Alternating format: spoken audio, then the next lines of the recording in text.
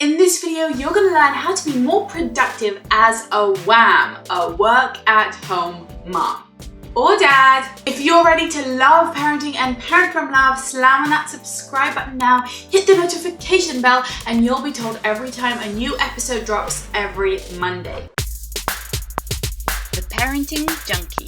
Hi, I'm Avital. I'm a mindful parenting coach. I'm a mother of 4, and I am blessed to help thousands of parents from across the globe reclaim presence, peace, and play for their families. In this video, I'm going to give you my tips as a work-at-home mom, how I get more stuff done, and how I'm present for my children as well. If you want to see more behind the scenes and day-to-day insights to how I get my stuff done, follow me on Instagram at Parenting Junkie. I often go live on stories or just show snippets of my day that might give you some insight to how I make it work, and I would love for you to tag me and let me know how you make it work so we can all learn from each other. So if you're a work-at-home mom who wants more productivity and to feel more energized throughout the day, give this video a like, a thumbs up. And if you know anyone who's working from home and parenting, then please share this with them. I think it might really help. Number 1, start the day with energy. As parents, we often are so tired first thing in the morning, and all we want to do is groggily roll out of bed. The thing is that how we start something often goes to show how we're going to continue it. It sets the day in motion.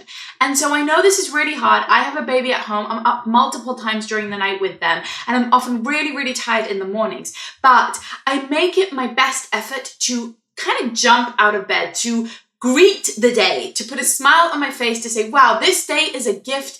I'm going to grab this gift and enjoy it as much as I can. That doesn't mean you can't sleep in when you get the chance. And of course, this isn't always going to happen. But try to do whatever you can to start off the day with some movement. Maybe moving your body, drinking some water, splashing water on your face, getting outside, opening the curtains, greeting the day, not wishing it away, not starting with that low energy of, I can't believe it's the morning already. My kids often wake me up at 5:30 in the morning, and my initial reaction is always, no! It's resistance, right? It's kind of stopping the day from coming. But then I'm telling my brain and my mind that I'm not ready for the day, that this day isn't an exciting, great thing that's happened to me, and that I should be rolling back over and going to sleep. And so I want you to start the day with energy. Think about what would energize you in the morning, or what you need. Maybe you need 5 minutes of silence. Maybe you need to get outside. Maybe you need to talk to your spouse. Whatever it is that starts your day with energy, try to make that happen. Number 2 is supreme self-care. Radical self-care. Take care of yourself. If you work at home or outside the home, or even if you don't work, but you're a parent, your burnout helps no one. And I hate this victim mentality we have around parenting that tells parents to sacrifice everything at the altar of parenting, that your needs go last, that when you have a baby, you never sleep and you can't have a shower and you wear clothes full of spit up for 6 months. I don't like that narrative because I think it does us and our children a disservice. It leads to mothers in particular burning out and experiencing depression because they aren't cared for. And all we're all wondering and wishing for is, when will someone take care of me? We are all people too, as well as our children. And you cannot give what you do not have. If you aren't taking care of yourself, you cannot take care of others, or not for very long. You will burn out. It's a very real, very pervasive problem, and it's insidious, and it's as a result of mothers not realizing that taking care of themselves is key. Understand what you need for your self-care. It might be the cliche bubble bath, or it might be something very different. Maybe it's getting out of the house, or working out, or having time to read your book. Whatever it is, you need to organize your life first to fill the self-care quota, and only then to start caring for others. That's the order. That's the priority. The priority is first to take care of yourself, and so that you are able to continue to take care of others. Let me ask you something. Have you ever felt burnt out? Have you ever felt like a victim? Let me know in the comments below. I would love to hear. I know that I have. And who does that serve? How does that help my children? How does me becoming a victim and feeling sorry for myself and getting sick and tired help anyone? It doesn't. That's the truth, because this myth needs to be busted, and it gets busted by you prioritizing your self-care, especially when you're working at home. When people work from home, they sometimes think, well, my self-care can come last. I need to squeeze everything in. I need to do the laundry and the house care and the cooking and look after the kids and do the carpool and then get my work done. And that's how I need to squeeze it all in. But the strange counterintuitive secret is that when you take care of yourself first, when you set the time aside for that first, you make a lot more time for the other things. You actually are more productive and more efficient at doing the other things you need to do after you've taken care of yourself, because then you have energy, then you have capacity, then you can show up and you can do it with joy. Number 3, if you want to be productive as a work-at-home mom or dad, is that you need to take your work seriously.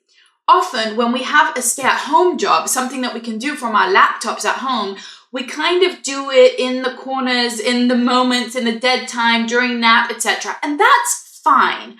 But we still need to compartmentalize it as a serious thing in our minds. We still need to take it seriously. Now, the world around you won't take it seriously. The world around you will think you have a pseudo job or a cute job or a hobby or something like that. And so babysitters might cancel, or your partner might think that their work is more important, or people won't be there to help you the same way they might be if you were going into a corporate job at an office.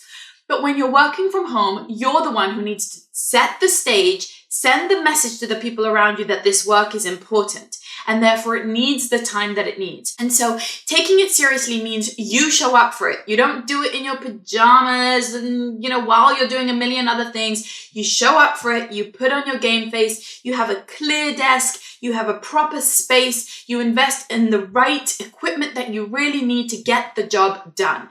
And once you put a stake in the ground and say, this is important, I'm going to do it well, I'm going to do it properly, I'm going to show up for it myself, then you'll see that you become a lot more productive and you really get it done. So taking it seriously is key, and showing others, teaching others around you that they need to take it seriously too. Number 4 is to multitask. Okay, I know I just said that you need to be really serious and focused and take your work seriously, and now I'm saying you should multitask? Huh? But hold up. What I mean is that during those times, those in-between times where you're not fully present with your work or fully present with your kids, those are times, for me at least, where multitasking works. What do I mean? Driving, for example. Maybe while I'm cooking and my kids are playing. Maybe when I take them for a play day and they're busy with other kids or busy in a play space, right? Times of the day when my children don't need my presence, don't need me to be with them, which is usually during caregiving times or when I'm really reading to them and engaging with them. But I'm also not able to sit down at my computer and work. Those are times when I do the other things, the audio things, like listening to podcasts or books on my topic, things like meetings, calling people and hashing out things. So that's the time that I am able to do those other things, and it works really well for me. It really maximizes my time, especially because I spend quite a lot of time driving. So I set up my kids with their own audio to listen to, and I can listen to mine. That way I'm always self-educating. I'm always staying on the edge of my work as a parenting coach, but I'm also able to maximize that time that's dead time otherwise in terms of work. Number 5 is to get help.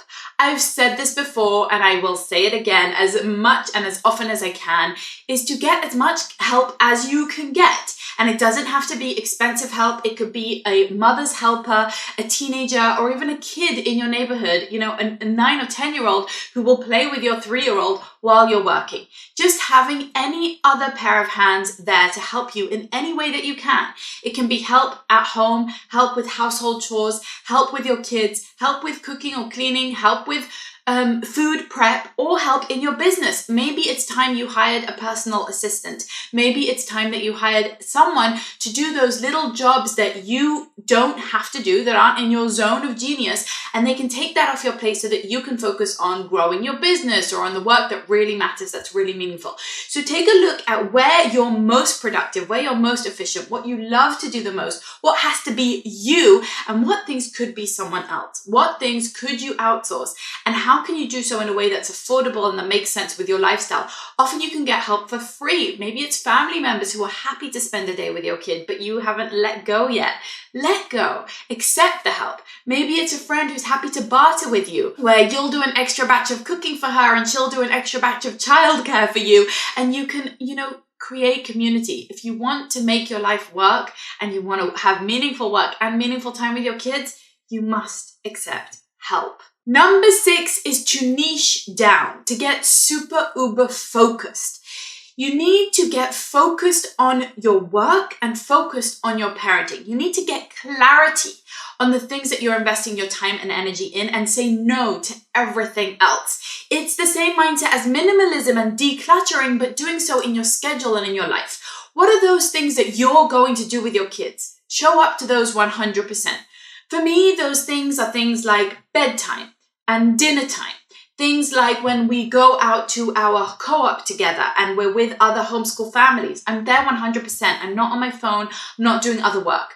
But then there are those things where I'm 100% in my work, right? And in my work, I also need to niche down and be really clear. I make my videos. I make my podcasts. I get help and outsource the other aspects of my work. I need to niche down so that I can be extra effective and prolific and really efficient and productive in the way that I want to be. So define what that means for you. What is the ultimate way that you want to spend time with your children? What is the ultimate way that you want to work? What are those things that you really want to focus on?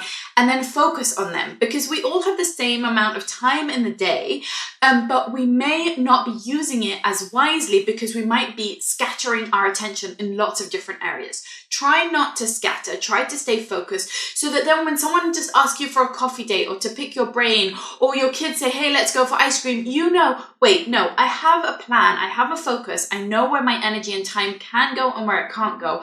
I know when I have my downtime, my family time, and my work time, and I block off those times and I'm ultra specific and niche down. I declutter everything else and I focus on what I'm really supposed to do. Number 7 is a weird little hack that works for me in my industry. It might not work for you, but I like to use my parenting to inform my work and vice versa. I think that the days of career and family being 100% polarized, separate entities of our lives and separate identities is coming to an end, or I hope it is, and at least it is for me. For me, how I show up to parenting and who I am as a family person informs who I am in my work and vice versa.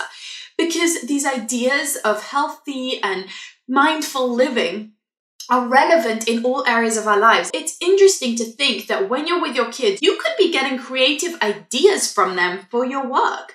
You could be learning from their playfulness. You could be learning from conflict resolution. You could be learning from being out in nature from them and applying those ideas to your work. I certainly am all the time. Or maybe there's something you could be doing with your children that supports your work. If you run an Etsy shop, maybe you could be crafting together. Maybe you're Instagramming what you're doing with your children and that's relevant for your business, etc., as it is for me. Try and think of ways that you can bring your family and your business closer together.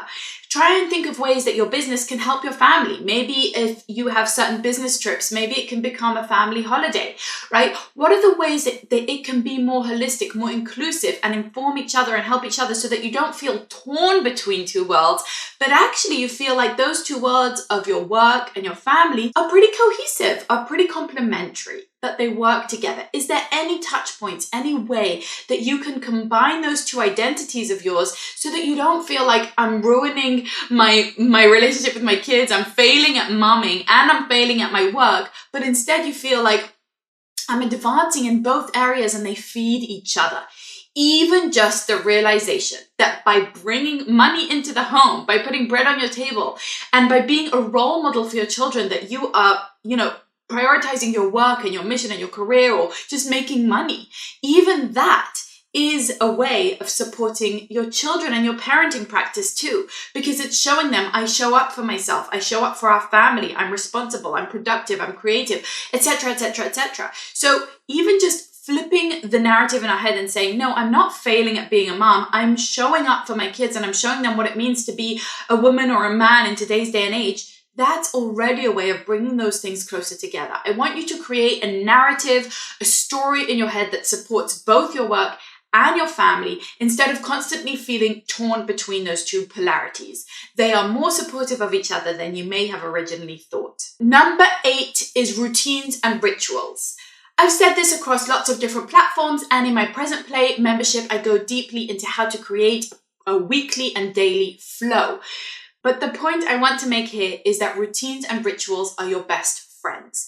Things that become habits just go without burning calories in our brains and thinking over them. We don't have to make decisions so much when there is rituals in place for certain things. If you're in a rhythm, if you're in a flow, if your children know what to expect, that predictability becomes easy. Most of us don't have trouble brushing our teeth because it's just a habit. The more good habits you can establish, the more routine and predictability you can establish with your work, with your family, the easier those days are going to flow. So you want to create as many simple, reliable, habitual routines to create that weekly flow, to create that daily flow, things that you do every day and every week to support your work and to support your parenting. Number 9 is to work in time blocks and to have a few time blocks a week where your children are taken care of by someone else. Many people come to my work about independent play and how to reclaim play and say, but I want to work on my laptop while my kids are there. And let me just say, I often can do that. Often my children are immersed in play, all 4 of them, and I can sit on my laptop and get half an hour's work done. And that's wonderful. It's great when that works. But I always say, play is not a babysitter. Play does not guarantee that your children won't be talking to you, whining, demanding things, needing you. And if you want to do reasonable work, real, effective work, you do probably need some time where your kids are accounted for by someone else. And you're going to need to set a clear boundary there and say, I am not available. Unless there's a fire, unless someone's bleeding, I'm not available. I'm elsewhere. And that might mean leaving the house. That might mean going and working in a coffee shop or in a friend's basement rather than your own so that no one can find you. It might mean hiring a babysitter or sending your kids to a daycare. And whatever it takes to make sure that you get that time blocked off for your work is important. So you need to make it clear to your children that during this time, mommy's working, maybe you put a sign on the door, maybe you leave the house, but you set a clear boundary and you do so with love. You do so with the knowledge that you are doing important things and that that's good for your children too. And finally, number 10, how could I finish this video without suggesting that you reclaim play? Yes, play is not a babysitter, but it goes a long way in creating an environment where you can sink into your work, be that your career work, your job that you get paid for, or be it your hobbies, your important things that make you come alive. If you love quilting or knitting or crafting or whatever it is and you want time for that, or if you have a stay-at-home job that you need to make time for, you must reclaim play, my friend. The best place to do that is in the Present Play membership where we go deep into that. But you can start right now, setting up your 3 play zones, making sure that you are encouraging independent play rather than undermining it, making sure that you have the right types of toys and the right types of environment and the right type of daily flow to promote long stretches of independent play is going to go a long way to you feeling that you can get your work done as well. When you see your child so busy with their projects, so immersed in their interests, then that liberates you to pursue yours. One of the best ways to get started with independent play is to download my free design guide, Childhood Design, 10 easy steps to transform your home into a play-inducing haven. You want to start with those 10 steps and just watch while your child's independent playtime skyrockets and deepens and gives you that liberation that you can also spend some time on the things that are important to you. So just head on over to theparentingjunkie.com/design to download that guide. I would love for you to get started and I'd love to hear your feedback on that. If this was helpful for you, give me a love in the comments below.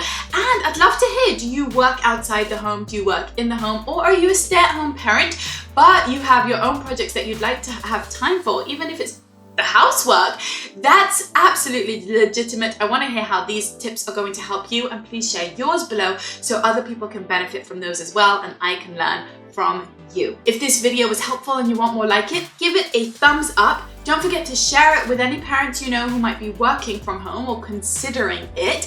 And head on over to Facebook to join my free Facebook group, Love Parenting with Avital. It's where the best parents from around the globe hang out. We'd love to have you in there. Plus, did you know that we've launched the Parenting Junkie podcast? Yes, it was a long time in the making and I'm so excited to have launched it. So just head on over to anywhere that you get your podcast, look for the Parenting Junkie show, and my deepest gratitude to all of you who have helped me launch it and to those who are rating and reviewing it like crazy. I just appreciate that so much. Now, stay tuned, subscribe to the channel, hit the notification bell. You're not going to want to miss next week's episode, which is all about this. In this video, you're going to learn all about different types of play and why each of these types of play is crucial for our children.